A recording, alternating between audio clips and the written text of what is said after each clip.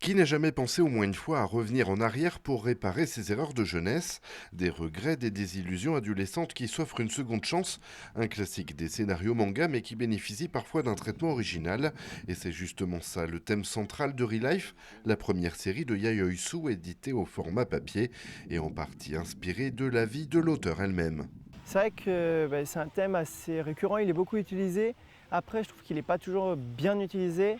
Là, pour moi, ce manga, il l'a bien utilisé. Ça me fait un peu penser, justement, il y a un film d'animation qu'il a utilisé aussi, c'est Colorful, il me semble.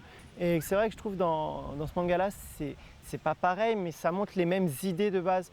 Que le héros, au final, il n'est pas satisfait, il se rend compte qu'il a un peu gâché ce qu'il aurait pu vivre. Et il y a de quoi, parce qu'à 27 ans, titulaire d'un master, il reste sans emploi, célibataire et même contraint à mentir à ses amis qu'eux s'en sortent plutôt bien. Une situation qui tranche avec l'idée que chacun peut se faire aux abords de la majorité et surtout dans la culture japonaise. Heureusement pour lui, un inconnu l'aborde et lui propose une pilule bleue. Petit rappel, dans Matrix, elle était rouge. Suite à une démission qu'il a fait quand il était plus jeune, dans son premier emploi, il a démissionné et depuis, tout le monde lui demande pourquoi est-ce que vous avez démissionné. Il n'arrive pas à trouver d'emploi, il n'aime pas trop sa vie, c'est un peu un loser en quelque sorte. Voilà. Et un jour, il y a quelqu'un qui vient le voir, un peu de manière inattendue, et qui lui dit qu'il travaille pour une compagnie qui s'appelle Relife.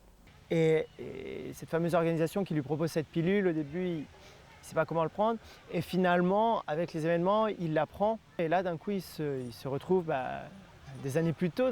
Mais il garde son expérience, il garde ses acquis. C'est ça qui est intéressant. Je trouve que ce n'est pas comme si on revivait la vie pour refaire les mêmes erreurs. Un rajeunissement physique de 10 ans et un contrat d'1 an où Arata doit reprendre ses études en terminale.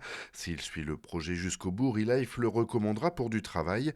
Un programme de réinsertion sociale décrypté façon tranche de vie où le décalage entre réflexion d'un presque trentenaire et de jeunes lycéens passe par de nombreux quiproquos et autres situations comiques. Un des points forts de la série qui n'efface pas le fond réflexif de ce seinen. Lui, ça va y rentrer dedans, entre guillemets, dans le vocabulaire, dans la manière d'agir. Il va se retrouver avec des gens qui ne seront pas du tout de la même génération que lui. Et je trouve que s'adapter dans cette situation n'est pas facile. C'est vrai qu'au tout début, quand on lit, ça part sur quelque chose d'assez étrange, un peu science-fiction. Mais il y a un côté aussi tranche de vie qui vient un peu par derrière, avec justement tout le côté vie au lycée. Mais avec cet adulte qui vient, qui redécouvre un peu tout ça. Et c'est vrai que je trouve intéressant, ça reste une critique du monde et du coup des pays très intéressantes et de la génération. Ça pousse à réfléchir pourquoi les jeunes sont devenus comme ça, d'où viennent les problèmes. Et d'un autre côté, on voit aussi le point de vue des jeunes qui malgré être perdus, ont encore des ambitions, des rêves et peuvent vivre à leur manière. Donc c'est une opposition avec deux tranches d'âge et intéressante parce qu'on a chacun à apprendre de l'autre tranche d'âge. Un sujet qui avait déjà séduit dès son lancement sur la plateforme Comico, l'un des portails de publication manga numérique les plus actifs. Avec 400 000 téléchargements sur l'application mobile en l'espace de 2 semaines, les éditeurs ont vite fait le choix de conserver le format couleur originel. Tout est en couleur dans Relife, ce qui est assez rare. Ça amène des choses qui vont être assez particulières dans dans le graphisme un peu, parce qu'il va y avoir beaucoup d'aplats de couleurs, de choses comme ça.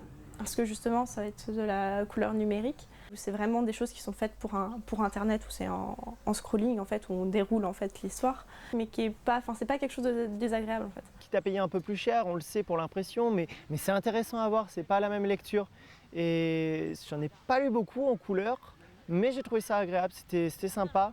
En plus, il y a eu un travail en rapport avec la couleur et le dessin. Il est travaillé le minimum pour que ça soit les émotions et le plus important qui passe. Ça se voit énormément sur les décors. Sur 3-4 pages, il y a peut-être 2 décors. Souvent, c'est des fonds blancs avec des rayures, des animations, des onomatopées, mais très très peu de décors. Et j'ai remarqué aussi autre chose, souvent je vois c'est une page, 3 couleurs qui ressortent. Vraiment, c'est un ensemble de couleurs. Ils ont joué avec la couleur, mais tout en restant intelligents. Ils y ont joué finement. Du coup, c'est agréable, ça se lit facilement et on n'est pas absorbé par les couleurs, on ne sort pas de l'histoire, on peut profiter du tout, c'est un bel ensemble. Un atout pour accompagner un graphisme épuré, mais aussi pour faciliter l'adaptation du titre en animé. Du coup, en France, la saison de 13 épisodes est sortie aux côtés des premiers volumes papier. Ça aide à la production d'un animé parce que souvent quand on adapte un manga en animé, il faut du coup décider, il y a des choix que doit faire le directeur artistique, la chef coloriste sur la version couleur de l'animé et des partis pris qui sont faits soit en accord avec l'auteur, soit pas. Alors du coup quand on adapte un manga en couleur, ce qui est très rare, c'est rare qu'un manga soit en couleur et Relife s'il l'est c'est parce qu'il a été publié d'abord sur internet. Mais pour revenir à la production de l'animé, en général c'est plutôt plus simple, ça évite de se poser plein de questions sur mais alors sa veste elle va être de quelle couleur et le décor etc. et l'ambiance. Et du coup on a une adaptation qui est assez fidèle en termes de couleur et de direction artistique. C'est un titre qui était attendu parce qu'il y a eu des millions de vues au Japon sur la version web justement, ça a fait comme on dit aujourd'hui le buzz au Japon. Ensuite il y a eu de très bonnes ventes aussi de l'édition papier. On a eu un très bon démarrage, en plus il y a quelque chose d'assez original pour nous, c'est la première fois qu'on fait ça, c'est que les 13 épisodes de la série étaient disponibles immédiatement. On a expérimenté ça pour la première fois sur une série et sur une série en simulcast, c'est-à-dire qu'on diffuse les 13 épisodes alors qu'au Japon, à la télévision japonaise, c'est seulement un par semaine qui va être diffusé.